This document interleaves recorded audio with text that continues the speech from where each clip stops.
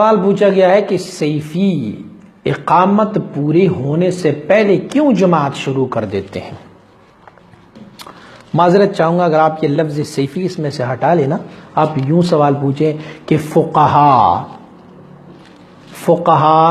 کیوں اقامت پوری ہونے سے پہلے نماز شروع کر دیتے ہیں؟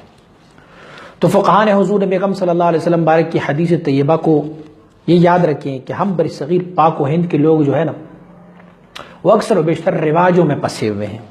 ہم نے کہا ہمارے محلے کے مولوی صاحب ایسے کرتے ہیں ہم بھی ایسے کرتے ہیں، فلاں پیر صاحب کو میں نے دیکھا وہ ایسے کرتے ہیں ہم بھی ایسے کرتے ہیں، نہیں، بلکہ دینی متین کا یہ ہے کہ حضور نبی اکرم صلی اللہ علیہ وسلم بارک کے احادیث سے استنباط کرتے ہوئے حضرت امام ابو حنیفہ رحمۃ اللہ تعالی کا مسلک مبارکہ یہ ہے کہ آپ مبارک فرماتے ہیں کہ جب حی علی الصلاح پڑھی جائے تو سارے مقتدی کڑے ہو جائیں، اور جب پڑھی جائے کہ قد قامت الصلاح تو وہ پھر امام صاحب جو ہے وہ اللہ اکبر کہیں۔ اگر کوئی یہ سوال پوچھیں کہ اگر امام اللہ اکبر پڑھیں گے تو سارے مقتدی بھی تو اللہ اکبر ساتھ پڑھیں گے تو ہو گیا، وہ تو تکبیر تحریمہ میں شامل ہو گئے ہیں، لیکن وہ جو اقامت کرنے والا بندہ ہے وہ تو اب تکبیر تحریمہ سے محروم رہ گیا۔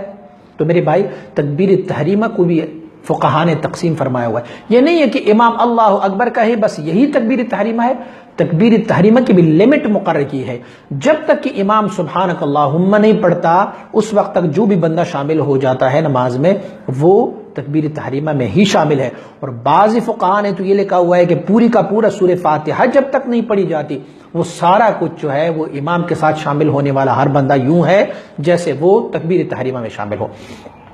تو فقہا نے جو حکم دیا ہوا ہے انشاءاللہ اس پر ایک چپٹر ہم نے رکھا ہوا ہے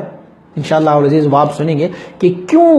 سیفی نہیں، کیوں فقہا نے یہ حکم دیا ہوا ہے۔ ایک میں صرف چھوٹا سا آپ کو پوائنٹ بتاتا ہوں، آپ کسی سے پوچھیں کہ قد قامت الصلاح کی معنی کیا ہے تو وہ آپ کو بتائیں گے تحقیق نماز کھڑی ہو گئی۔ تو اب جب امام صاحب کے پیچھے اقامت کرنے والا یہ آواز لگا رہا ہے کہ تحقیق نماز کھڑی ہو گئی ہے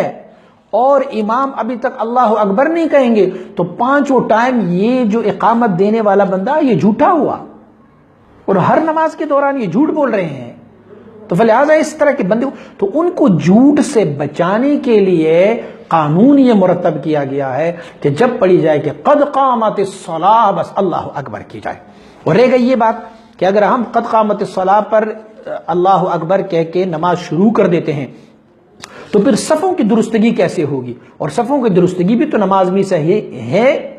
تو یہ بھی فقہا نے حکم فرمایا ہوا ہے کہ ہمارے جیسے لوگ جو ابھی اقامت کی آواز سن کے ہی مسجد میں داخل ہو جاتے ہیں ان کو چاہیے کہ وہ اقامت شروع ہونے سے پہلے ہی صفوں کو درست کر کے بیٹھ جائیں۔ یہ سنت ہے کہ ابھی مؤذن نے اقامت شروع نہیں کی تو تسویۃ الصفوف ہو، صف پورے ہو جائیں گے۔ تو میرے بھائی یہ سیفیوں کا کام نہیں ہے، یہ فقہا کا مسئلہ ہے۔ اور فقہ کا مسئلہ یہ ہے، آپ فقہ کی کسی کتاب کو اٹھا کے دیکھیں،